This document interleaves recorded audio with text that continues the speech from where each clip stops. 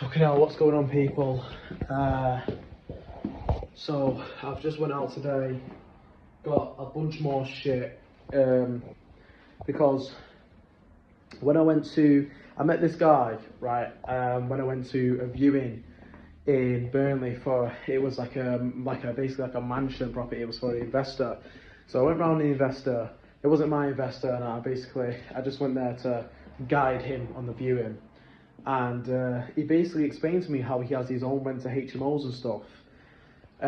So when it came to this property, I was like, I'm going to get a handyman to come in to do the property. So the handyman that I originally wanted to speak to wasn't answering the phone. So I decided to put like an ad out on this website. I forgot what it's called, because like My Builder or something. And this guy came out, has done it. And basically before he came out, that guy that I met in Burnley, the property, I messaged him for a handyman, but he ended up saying, "Oh, where's the property and stuff?" And turns out he actually sold this property to the auctioneer, which then sold it to the landlord that I got the rent off. Such a small world. And basically he came round today and he gave me his opinion of the property. Now he lives 10 minutes away. What I'm kind of nervous about now is, so with the company that I work for, with the property down the road, 12 Chester Street, it's getting, and the figures are proving, £550 per room for a double room, and £625 for a big room, like a massive room, which took them a bit longer to get it filled. So my figure's okay, £550 for the double room, £650 for the ensuite. Obviously, I am being optimistic, but hopefully we can get it going. Now, what this guy is saying is, mate, you're going to struggle to get that. I think it's more 500. So now I'm in a bit of a situation where I'm a bit panicky. And he said, look, if you want to be able to get those type of rates, you're really going to have to put an oomph to the property. You really got to make it kind of like service accommodation like. So luckily for me, I did get all the stuff done when I first came in. That was a bit of issues. However, this wall here, which I kept saying at the start, it is still wet. So my builder today said you need a damp-proof course on that, which is a bit of a hassle. So I've said to my landlord, which he hasn't got back to me, this needs sorted because I want this wall painted and to give it a bit more colour to it, and maybe I might add something else to it. I'm not too sure. Of course, I don't want to spend too much money, especially if I want to make the property work. But I went out, bought a few plates and that. I bought a few plates. Of course, I got the microwave, kettle, shit like that. Of course, I showed you. I've got under here painted, on the wall up there painted. If you come into where we've got this wall painted orange, so of course he's going over it again. He's going to go over it again on Monday. It's Friday at the minute with another orange. So we've gone for a feature wall in all the bedrooms because he said, if you really want to get those rates, you need to be able to make it stand out more.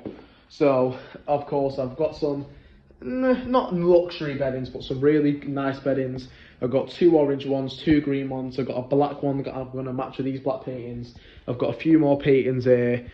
I've got some good mirrors which I need to return one, and I need to get some quilts for all of them. So basically, normally with a HMO, you normally do 1 bedroom to like stage it, and the rest of them the tenants will find like their own quilts, their own duvets. But you want to make it stand out, and you want to make it ready to move in. So that's when I've gone out and got the cups and the plates and the bin bags, and the duvets and stuff to really make it stand out. Now I think what I'm going to do is, even though I really want to get the property up and moving and stuff, realistically that's not going to be able to get the case. So keys, I'm probably going to be done. I can do the keys on Monday since the guy's not going to be finished yet. So keys are going to be on Monday. And what do I need to do now? So all these bits and bobs, really, they're nothing. So I've got pots and pans as well. I can literally do all this on Monday when I come to the property and just sort it out. Or I might just sort out these bits and bobs now.